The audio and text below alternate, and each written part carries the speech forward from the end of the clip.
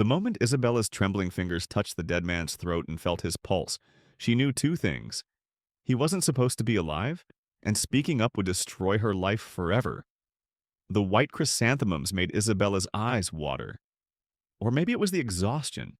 She'd been on her feet for 6 hours, serving tea to people who looked through her like glass. More wine, a woman in silk snapped in Korean, not bothering to glance at Isabella's face. Isabella bowed, she'd learned that much, and refilled the cup with hands that ached from holding the heavy silver tray.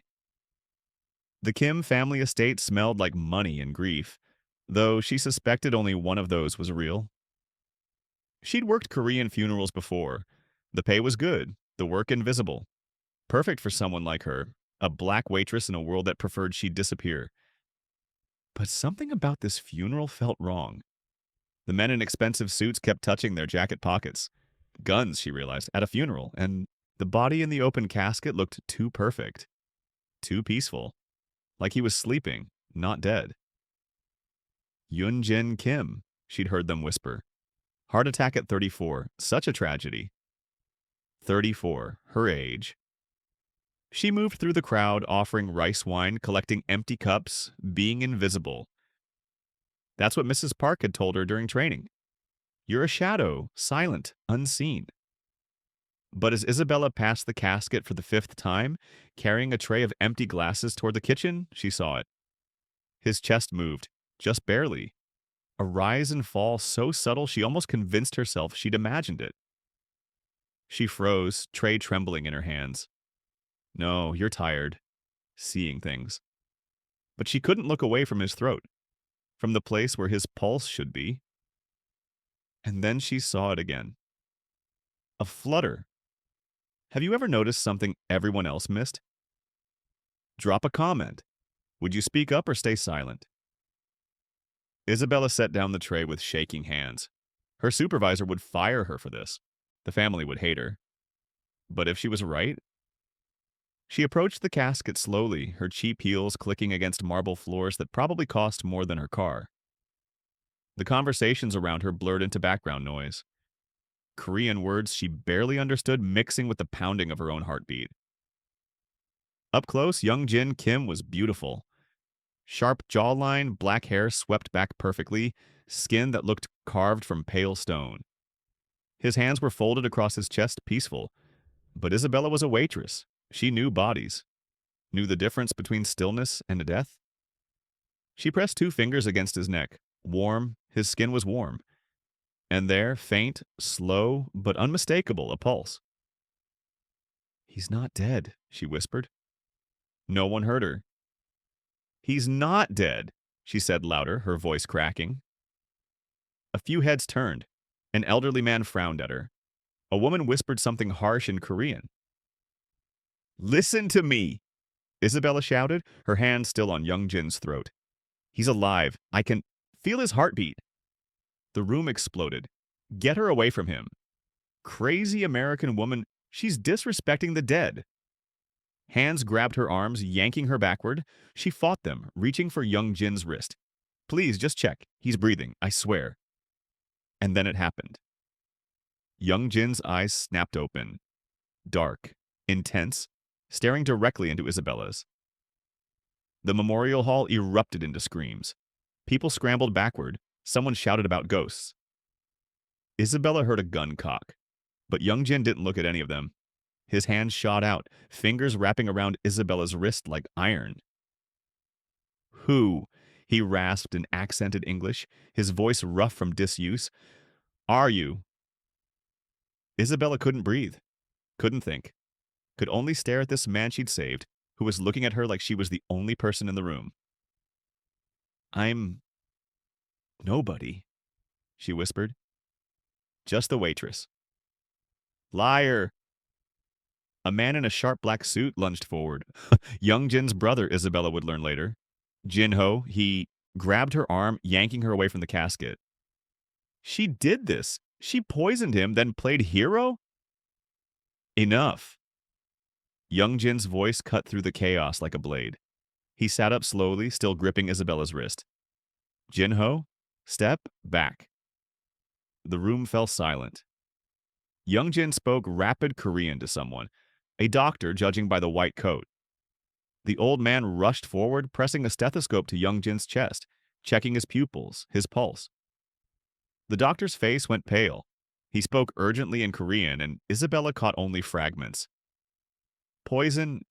Impossible. Should be dead.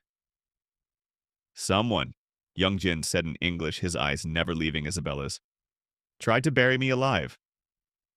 Isabella's stomach dropped. And she... Jinho pointed at Isabella like she was diseased. Just happened to notice? A waitress who doesn't even speak Korean? Who sent you? Nobody sent me. Isabella tried to pull away, but Young Jin's grip tightened. Not painful, protective. I just saw him breathing, and couldn't I couldn't let them bury someone alive. Convenient, Jinho sneered. Very convenient. Young Jin barked orders in Korean. Armed men materialized, surrounding Isabella. Her heart hammered against her ribs. Wait, please, I have to get home. I have another shift at... You're not going anywhere. Young Jin's thumb pressed against her racing pulse. Either you saved my life, or you're part of whoever tried to end it. Until I know which Isabella... Her eyes widened. How do you know my name? He gestured to her name tag, still pinned to her uniform. Until I know which, he continued. You stay with me, under my protection, or my watch. The Kim estate was a fortress disguised as a mansion. Isabella sat in a bedroom bigger than her entire apartment, wearing silk pajamas someone had left on the bed, staring at guards posted outside her door. Protection, Young Jin had called it. It felt like prison. A soft knock. A young Korean woman entered. Beautiful, elegant, with perfect English. I'm Minju, Young Jin's sister. She set down a tray of food. You must be terrified. Isabella's laugh was bitter. That obvious? Minju sat across from her. My brother's engaged, to the daughter of another family. Her name is Hae Won. The wedding was supposed to happen next month. Isabella's chest tightened. I'm not trying to... I know. Minju's smile was sad. But he looks at you differently. Like you're a puzzle he needs to solve. And in our world, Isabella, puzzles get people killed. The door opened. Young Jin entered without knocking, changed into casual clothes. Black shirt, black pants. He looked human now, less untouchable. Leave us, he told Minju in Korean. When they were alone, Young Jin sat beside Isabella on the bed, close enough that she could smell his cologne, something expensive and foreign. Why did you do it? He asked quietly. You could have walked away. Let them bury me. No one would have known. Isabella met his eyes. Because everyone deserves to breathe, even people I don't know, even people who... She gestured at the mansion, the guards, even people from your world. Something shifted in his expression. My world tried to kill me, Isabella. You, a stranger, saved me. That means something. What does it mean? He stood, moving to the window. It means you're safer here than out there. Whoever poisoned me will see you as a threat, a witness. So I'm trapped. No. Young Jin turned back to her. You're protected. There's a difference. Isabella stood, anger finally breaking through fear. I have 3 jobs, rent due, bills. I can't just... I'll pay you triple what you make in a month. Clear your grandmother's medical debt. Her breath caught. How do you... I know everything about you now, Isabella. Had to. His voice softened. Grandmother who raised you? Parents who died when you were 8? Working yourself to death to pay off her hospital bills even though she's been gone 2 years? Tears burned her eyes. You had no right. I had every right. You're in my world now. I protect what's mine. I'm not yours. Young Jin stepped closer. Close enough that Isabella had to tilt her head back to meet his eyes. Not yet, he whispered in Korean. Then English. But you will be. 3 days passed. 3 days of Isabella learning to use chopsticks, to bow properly, to say basic Korean phrases that Minju taught her with patient humor. 3 days of young Jin barely speaking to her, always watching from across rooms with those dark, unreadable eyes. On the fourth night, he found her in his library, struggling through a Korean language book. "You're learning," he observed, settling into the chair across from her. "Trying to." Isabella set the book down. "Figured if I'm stuck here, I should understand what people are saying about me. They call you the black woman who disrupted everything." Young Jin's lips curved slightly. "Among other things?" "Worse things?" "Much worse." His smile faded. "My family isn't kind to outsiders." Isabella leaned forward. "Why are you telling me this? Why are you keeping me here?" "Really?" Young Jin was quiet for a long moment. When he spoke, his English was careful, measured. "My father built this empire from nothing. Drugs, guns, protection money. By the time I was born, the Kim family controlled half of K-Town." He poured himself whiskey. "When I turned 25, he died. Heart attack, real one. And I inherited this." "You didn't want it." "I never had a choice." His knuckles went white around the glass. "Everything was decided for me, who I'd marry, Hae-won, daughter of the Park family. How I'd run the business, who I'd trust, who I'd kill." Isabella's stomach turned.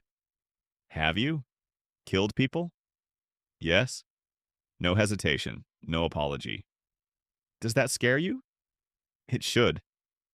Isabella stood, moving to the window. "But I grew up in the hood, young Jin.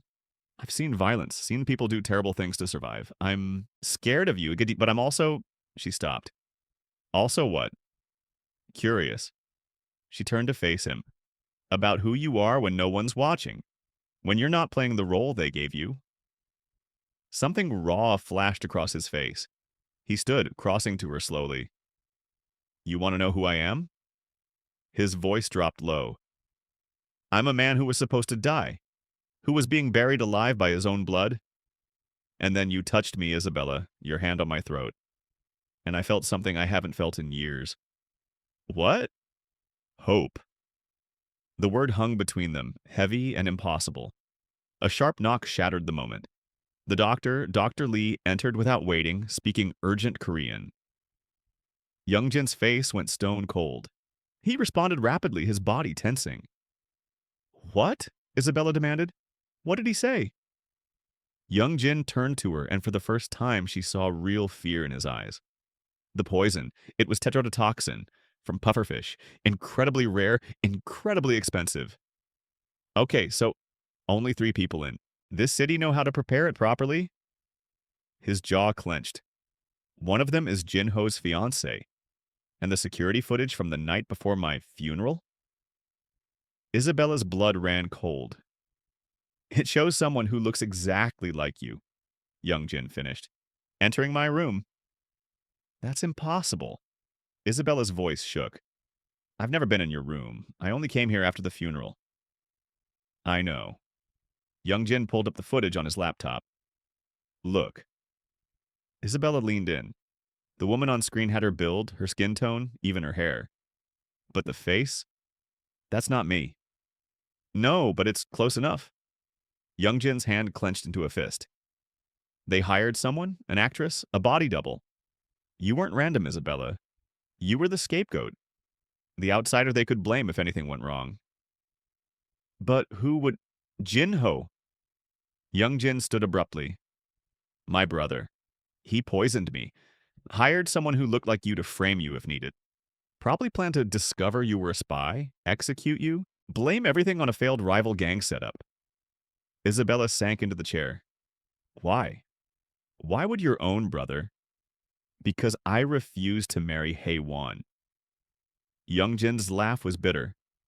"Because I told the family I wanted to modernize. Go legitimate. Stop the violence. Jinho saw weakness, opportunity." He moved to the window, his back to her. In the dim light, Isabella could see his shoulders trembling. "Young Jin. I trusted him." His voice cracked. "My whole life I trusted him, and he tried to bury me alive." Isabella stood, moving to him without thinking. Her hand touched his back, just a light pressure. "I'm sorry," she whispered. Young Jin turned. His eyes were wet. "You've saved me twice now," he said roughly. "Once at the funeral. Once just now by believing me when I said you were innocent." "Of course I believe you. Why?" He stepped closer. "Why do you trust me, Isabella? I'm a criminal, a killer. Someone from a world that would never accept you." Isabella's hand moved to his chest, right over his heart. She could feel it pounding. "Because," she said softly, "I see who you really are, under all the roles they made you play. And that person? He's good. He's trapped, but he's good."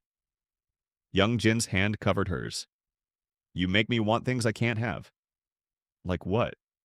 "Freedom. Choice." His thumb stroked her knuckles. "You." Isabella's breath caught. "Young Jin, I know it's impossible. I know I'm engaged. I know my family would never—" She kissed him. It was soft, tentative, terrifying.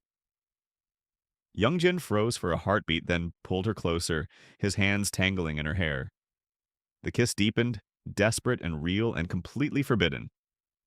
When they broke apart, both breathing hard, Young Jin pressed his forehead to hers. "I'm calling off the wedding," he whispered in Korean, then English. "I don't care what my family says. I don't care about tradition or duty or—" "Young Jin, they'll destroy you." "Let them." His eyes blazed. "I was already dead. Isabella, you brought me back to life. I'm not wasting it living for everyone else anymore." He kissed her again, slower this time. Like a promise. Like a vow. The next morning, Young Jin called a family meeting. Isabella waited in her room, listening to the shouting in Korean that shook the walls. She caught her name, Isabella, spat like a curse. Heard Haewon, the fiancé. Heard shame and disgrace and words she didn't need translated. Then silence. Young Jin appeared in her doorway, his face hard. "Pack your things." Terror seized her. "You're sending me away." "No." He grabbed her hand. "We're leaving. Together. Now." "What? Why?" "Jin-ho just told the family everything. The poison. The frame job. And my father—" His voice broke. "My father knew. He ordered it. Wanted me dead because I was weak. Wanted Jin-ho to take over." Isabella's world tilted. "Your own father is a monster." Young Jin pulled her toward the door. "And Jin-ho just left with 6 men. They're coming. For you, Isabella. They're going to kill you and make it look like you were the assassin all along." They ran. Down marble hallways. Through kitchens where staff scattered. Out a back entrance where a black car waited. Min-ju behind the wheel. "Get in!" she screamed. They dove into the back seat. Min-ju floored it. Behind them, Isabella saw men pouring from the estate. Saw the flash of guns. "Faster!" Young Jin shouted. A bullet shattered the back window. Isabella screamed. Young Jin threw himself over her, his body a shield. "Stay down!" Another shot. The car swerved. Min-ju cursed in Korean, blood blooming on her shoulder. "I'm fine," she gasped. "I'm fine. Keep—" The explosion was deafening. The car flipped. Metal screamed. Glass shattered. Isabella felt herself thrown. Young Jin's arms locked around her as the world spun into chaos and darkness and pain. When she opened her eyes, she was on asphalt, smoke everywhere, her ears ringing. "Young Jin?" she croaked. He was a few feet away, blood streaming from his head, not moving. "No, no, no, no." Isabella crawled to him, her hands shaking. "Young Jin, wake up. Please, please, wake up." Footsteps. Heavy boots. Jin-ho emerged from the smoke, gun in hand. Behind him, armed men. "You should have stayed invisible, yes," Jin-ho said in perfect English, aiming at Isabella's head. "Should have kept serving drinks and stayed in your place." Isabella pressed herself over Young Jin's body. "If you want him, you go through me." Jin-ho laughed. "Touching, really. But you're both dead anyway." He pulled the trigger. The gunshot echoed, but Isabella felt nothing. She looked up. Min-ju stood between them, blood spreading across her chest, gun smoking in her hand. Jinho stumbled backward, a red hole in his shoulder. Run, Minju whispered, collapsing. Isabella, run! Sirens wailed in the distance. Police. Someone had called the police. Jinho snarled, signaling his men to retreat. This isn't over, Isabella dragged young Jin toward an alley, her whole body screaming. She pressed her hands to his head wound. Don't you dare die on me, she sobbed. Not after everything. Stay with me. Please, young Jin. Stay. His eyes fluttered open, dark, dazed, focusing on her face. Isabella, he breathed. I'm here. I'm right here. I love you, he whispered in Korean. Then English. I love you. And then his eyes closed again. Would you risk your life for someone you just met? Tell us in the comments what you would do. The hospital smelled like antiseptic and regret. Isabella sat outside young Jin's room, her hands wrapped in bandages, her body covered in bruises. Minju was in surgery, critical but stable. Young Jin had a skull fracture, broken ribs, internal bleeding, and his family had come. Young Jin's mother stood before Isabella now, speaking broken English. You leave. We pay you money. You go away. Never come back. No. You don't understand. The older woman's voice cracked. You stay. Everyone dies. Jinho in prison, yes. But his allies? They want revenge. They come for you. Come for my son. Come for all of us. I'm not leaving him. He needs you. Leave. His mother grabbed Isabella's shoulders. He'd love you. That means he sacrificed everything for you, his family, his position, his life. You want that? Isabella's throat burned with unshed tears. What I want doesn't matter. It's his choice. He chose you already. Now you choose him. You love him, you let him go. The door opened. Young Jin stood there, bandaged and bruised, leaning on a crutch. His eyes found Isabella. What are you doing out of bed? Isabella rushed to him. I heard? His voice was rough. Everything. His mother spoke rapidly in Korean, pleading. Young Jin responded quietly, firmly. Isabella caught only fragments. Love. Choice. No more. Finally, he turned to Isabella. She's right. Isabella's world cracked. What? If you stay, you'll never be safe. Jinho has allies. My father has allies. They'll come for you, for us, for anyone we love. So what are you saying? Young Jin's hand cupped her face, his thumb brushing away a tear she didn't know had fallen. I'm saying I love you too much to watch you die, so I'm letting you go. No. Isabella grabbed his shirt. No, you don't get to make that choice for me. Isabella, I grew up with nothing. No parents, no money, no hope. I've been invisible my whole life. And then you saw me. Really saw me. You think I'm going to walk away from that? From you? It's not safe. I don't care. Her voice broke. I'd rather have one day being seen and loved by you than a lifetime being invisible and safe. So no, Young Jin, I'm not leaving. You're stuck with me. He stared at her, eyes shining. You're crazy. Probably. Isabella smiled through tears. But I'm yours if you still want me. Young Jin pulled her close, ignoring his injuries, and kissed her like she was oxygen, like she was everything. Always, he whispered, against her lips. I'll always want you. His mother made a sound, half sob, half laugh. She said something in Korean, shaking her head. What did she say? Isabella asked. Young Jin smiled. She said you're either the bravest woman she's ever met, or the most foolish. Both, Isabella said. Definitely both. 6 months later. The wedding was small, intimate, half Korean, half American soul food, and traditions Isabella's grandmother would have loved. Young Jin wore a traditional hanbok with a modern twist, black with silver embroidery. Isabella wore a white dress with African print accents, her natural hair crowned with white roses. Minju stood as maid of honor, her shoulder scar hidden beneath silk. She squeezed Isabella's hand. You ready to officially join this crazy family? Isabella laughed. Too late to back out now. The ceremony was bilingual. English vows, Korean blessings. Young Jin's mother cried, real tears this time. His father wasn't there, he'd been arrested. Alongside Jinho, both facing life sentences. When the officiant said, you may kiss your bride, Young Jin pulled Isabella close and whispered in Korean, thank you for saving my life. Which time? Isabella whispered back. All of them. The kiss was witnessed by two worlds learning to become one. 1 year later, Isabella stood in the offices of Kim Enterprises, now fully legitimate.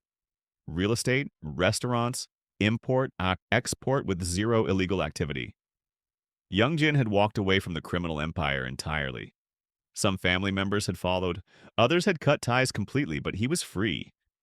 They were free. Mrs. Kim, an assistant poked her head in. Your 3 o'clock is here.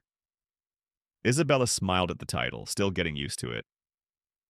She placed a hand on her growing belly, 4 months along. Young Jin didn't know yet. She was waiting for the perfect moment. Young Jin entered, jacket slung over his shoulder, looking exhausted but happy. Really happy. How was the meeting? Isabella asked. Brutal. But we closed the deal. He collapsed into the chair across from her desk. I still can't believe this is real, that we're really doing this, building something new. We are. Isabella moved around the desk, settling into his lap.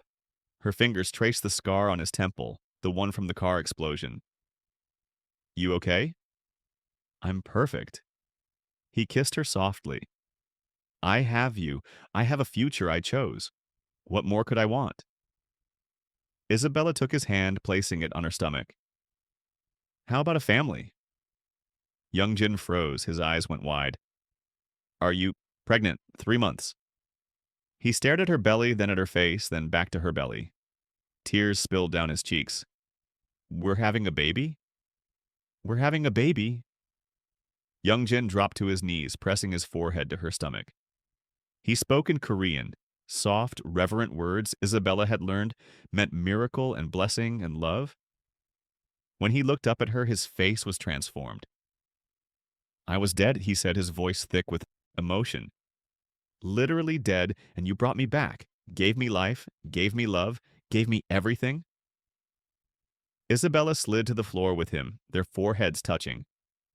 We saved each other, she whispered. That's what love does. No. Young Jin's hand covered her heart. You saved me first.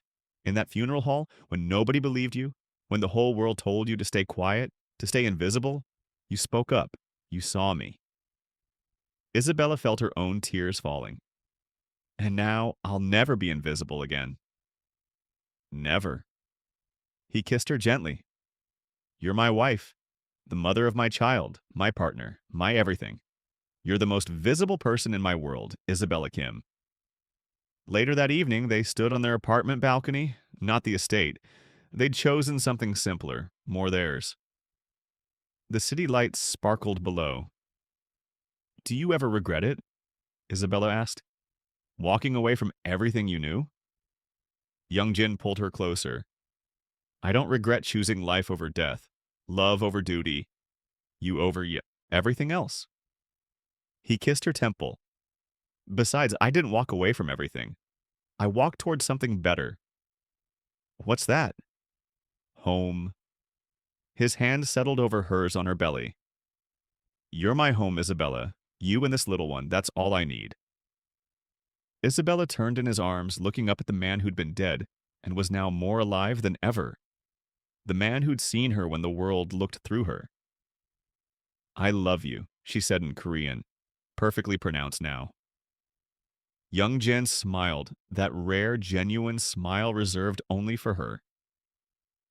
And I love you, he replied. My beautiful, brave, impossible wife who saved me in every way a person can be saved. They stood there, two people from different worlds who'd found each other in the most impossible moment. Who'd survived poison and bullets and family betrayal. Who'd chosen each other over everything. And as Isabella felt their baby move for the first time, a tiny flutter beneath her hand, she thought about that day in the funeral hall, about the moment she'd touched a stranger's throat and felt life, about speaking up when everyone told her to stay silent, about being brave when it would have been easier to be invisible. "Thank you," young Jen whispered, as if reading her thoughts. "For what?" "For seeing me." He touched her face tenderly. "For believing me. For loving me when I was dead to the world." Isabella rose on her toes, kissing him softly. "Thank you," she whispered back, "for making me visible, for choosing me, for showing me that love doesn't see color or culture or class, it just sees souls." And in the city below, life continued. But up on that balcony, two souls who'd found each other against all odds held tight to the love they'd fought for, the love that had saved them both. This story proves love can break any barrier. If this moved you, drop A in the comments and tell us, what would you risk for true love? Don't forget to subscribe for more incredible true stories that will touch your heart. Next story drops tomorrow. You won't want to miss it.